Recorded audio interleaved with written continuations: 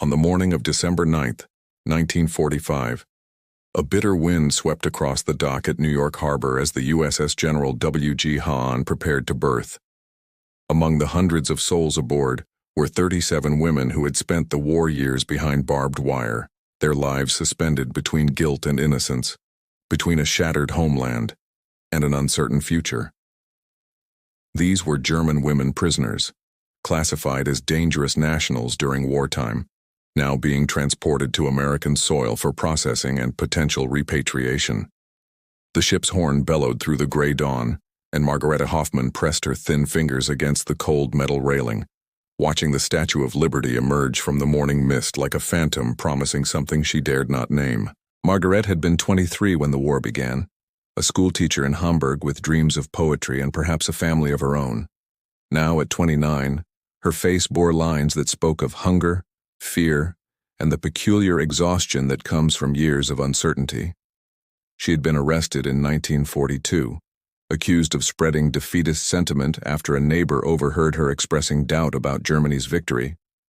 The accusation was false, or at least exaggerated, but in wartime such distinctions dissolved like sugar in bitter coffee.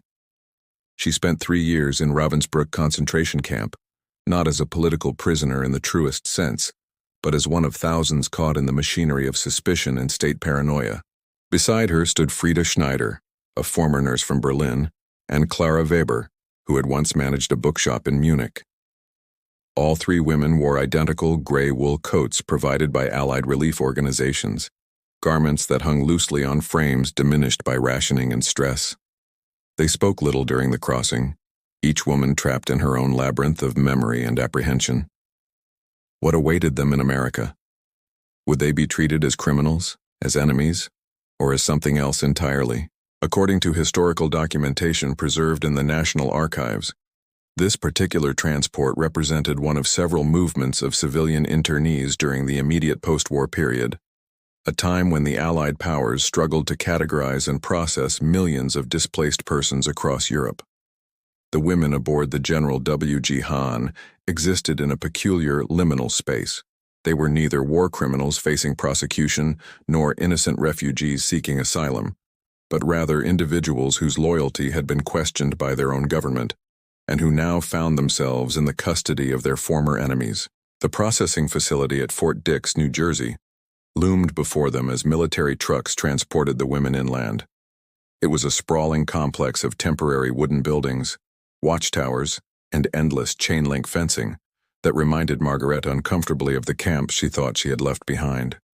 Yet there was something different here, something she could not quite articulate. The American soldiers, while maintaining professional distance, did not shout or strike. Their eyes held wariness but not hatred. One young corporal, barely older than her lost brother, had even offered a slight nod of acknowledgement as she climbed aboard the transport vehicle. The barracks at Fort Dix in mid-December 1945 possessed a stark functionality that spoke of temporary solutions to overwhelming problems.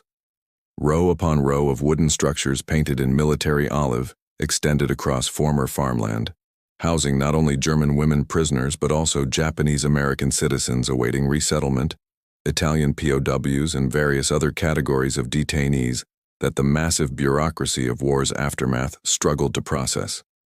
Margarete and her fellow internees were assigned to Barracks 17, a drafty building with 40 metal cots arranged in precise military rows, each accompanied by a thin mattress, 2 wool blankets, and a footlocker containing basic toiletries.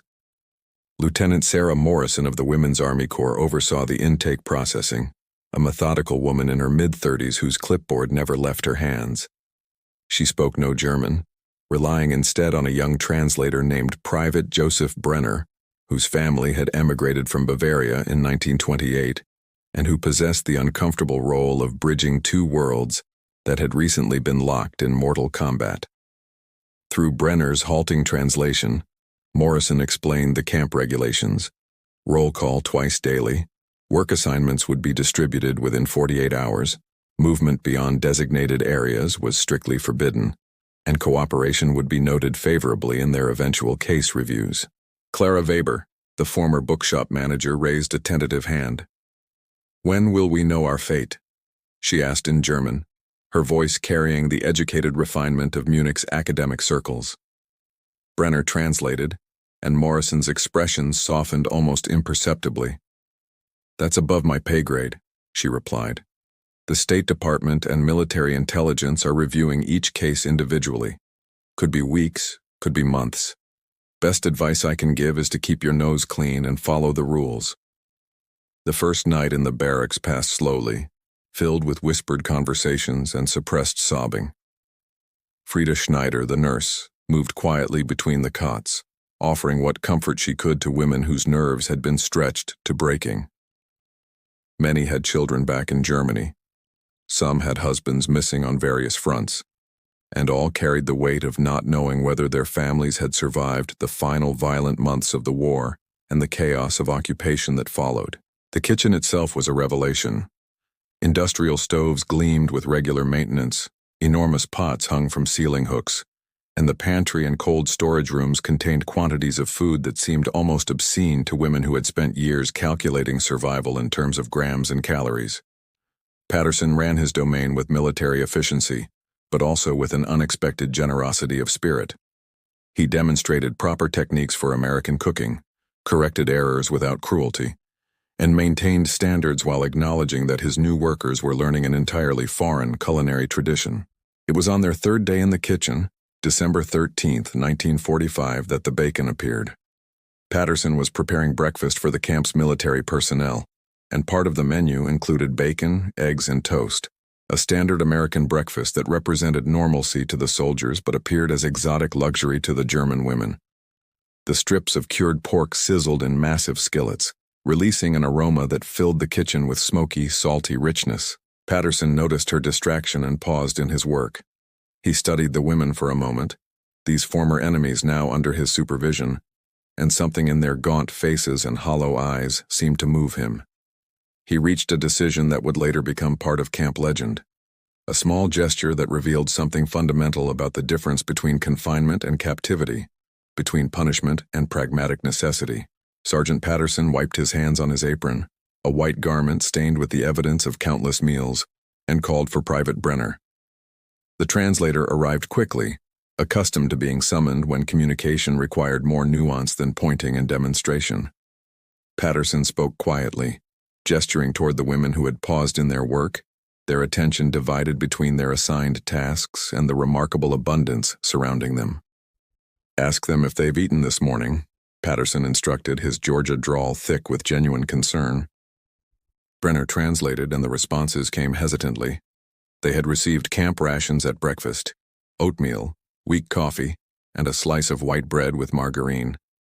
It was more food than they had seen in years, yet still carried the institutional blandness of mass feeding, calibrated for nutrition rather than pleasure or satisfaction. Patterson nodded slowly, processing this information through the lens of his own experience. He had served in France during the final months of the war and had witnessed the liberation of a small labor camp outside Strasbourg. The images of skeletal prisoners stumbling toward Allied soldiers had haunted his dreams for months afterward, transforming his relationship with food from mere sustenance to something approaching sacred obligation. These women were not concentration camp inmates in the strictest sense, but they bore the unmistakable marks of prolonged deprivation. "Brenner," Patterson said, making his decision, "tell them they're gonna taste what real American cooking is about. Tell them this is how we feed people in the United States of America." The translator hesitated, aware that this gesture, while humanitarian, existed in a gray area of military regulations. Food supplies were carefully inventoried, and distribution followed strict hierarchies and accounting procedures. Yet Patterson's authority within his kitchen domain was substantial, and the sergeant had a reputation for both competence and integrity that granted him considerable latitude. Within minutes, Patterson had prepared a plate containing several strips of perfectly cooked bacon, crispy at the edges but still tender in the center, alongside scrambled eggs rich with butter and a slice of toast. He set it on the main preparation counter and gestured for the women to gather around, a gesture that required no translation. Margaret approached first, drawn by a combination of hunger, curiosity, and something deeper, a yearning for normalcy that she had not even recognized in herself until this moment. Frida and Clara flanked her, with the other kitchen workers forming a semicircle around the offering. It resembled a communion more than a simple meal, a ritual laden with unspoken significance.